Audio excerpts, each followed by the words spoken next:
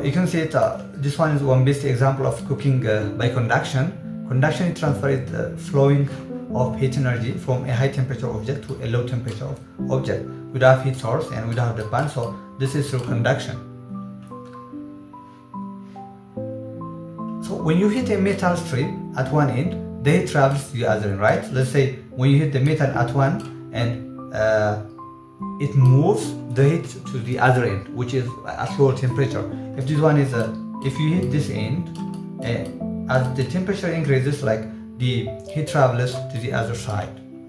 So as you hit the metal, the particles vibrate. It's obvious. Like at this point, the particles start to vibrate, and this vibration makes the adjacent particles vibrate. Due to this vibration, the other particles will start to vibrate, and so on. The vibrations are passed along the metal, and so is the heat. So as the vibration passes along the metal, the same thing is happening. The heat is also moving. We call this conduction. Okay. The other thing is metals are different actually. The outer electrons of metal atoms drift and are free to move. They drift first and they're free to move. And when the metal is heated, this sea of electrons gain kinetic energy and transfer it through the metal. And they try to transfer it. The sea of electrons, they try to transfer this kinetic energy. And if you take insulators such as wood and plastic, they don't have this sea of electrons, which is why they don't conduct heat as well as metals. This is the main reason why we take them as insulators. And look, here we have a question that says, why does metal feel colder than wood if they are both at the same temperature? If they are both at the same temperature, why does metal feel colder than wood if they are at the same temperature? Metal is conductor, wood is insulator. This is obvious, right? So metal conductors conduct the heat away from your hand.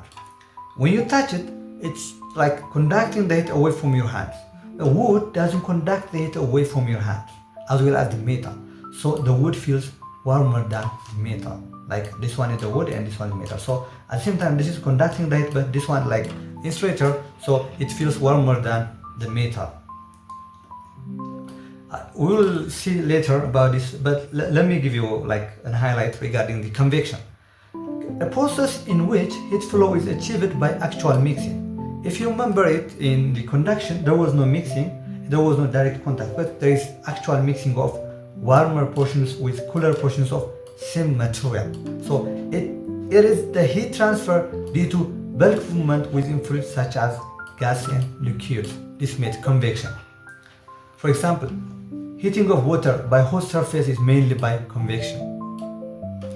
Heating the water. And we can talk about the natural convection and free convection.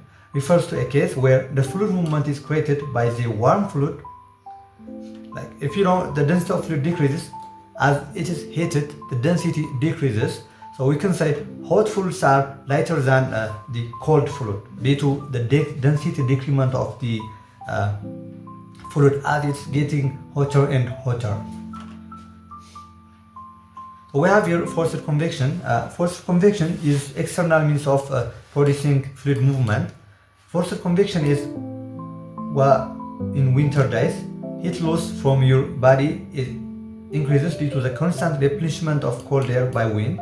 And also you can take natural wind and fans are two most common sources of forced convection. Natural wind and fans, we can take them as the most common source of forced convection. And the other thing about convection is heat travels with air or liquid that's moving. This sets up currents, right?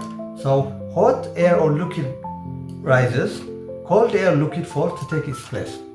Eventually the whole area is heated. Like this is the process which is really happening when we are talking about the convection process.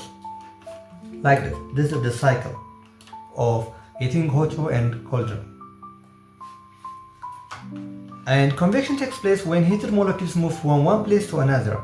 From one place to another, when these heated molecules move, convection happens, taking the heat with them. Convection is common in both the atmosphere as well as in the oceans. So convection is the primary way that heat moves through gas and liquids. So if we talk about the the heat moves through gas and liquids, we can say this is a convection way, or in a convection mode of heat transfer. So what happens to particles in a liquid or gas when you hit them? Let's say these are the particles. When you hit them, they start to separate, right? The particles spread out and become less dense. This is what really happens.